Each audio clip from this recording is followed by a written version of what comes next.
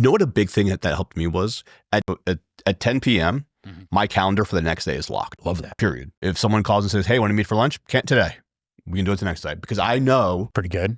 Right? Where Liana's like, this guy's just, yeah, it was like, that's a good one. We should do that. At 10 p.m., my day for the next day is locked until 10 p.m.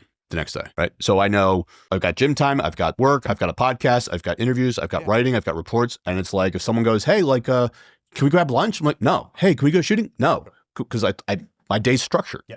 Now, if you want to, everything up until that next day is malleable. Yeah. I can rotating order of priorities, tyranny of the urgency, whatever. Yeah. But the next day, I know exactly what it looks like. Oh, wow. And it's blocked off and it's boom, boom, boom. Now, some things in that day, I know, and that what I mean by that is like, I know the things that like, let's say there's, 4 or 5 things I know that need to get done today. And like one of them's a workout, one's a podcast, one's a report that's due. And like, I'll go, okay, which one of these gets a 3-hour block, one of these gets a 2-hour block, and then 3 of these get a 1-hour block, right? Now, if this gets done in 2 hours, okay, now I can either make the choice to either get my workout in early or do this or do that, or I can, but at the end of the day, these are all ticked off. That's awesome. And that's how I manage my day.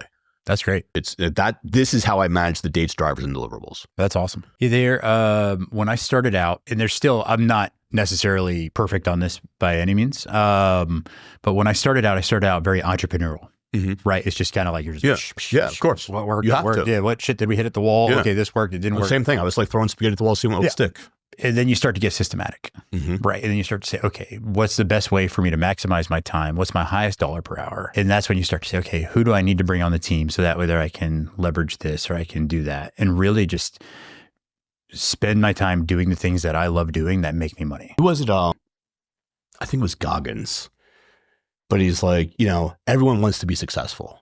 Everyone wants to win. Everyone wants to, be wealthy. He's like, but it's the systems and strategies that'll get you there.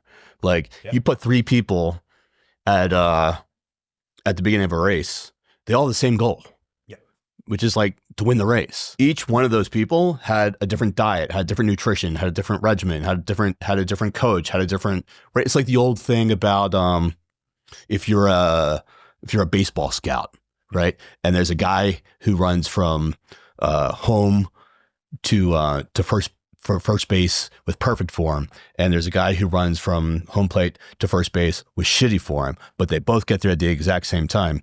Which one do you recruit? The guy with the shitty form. Yeah, because once you get the better systems and processes in place, he's going to blow the guy with great form out of the fucking water.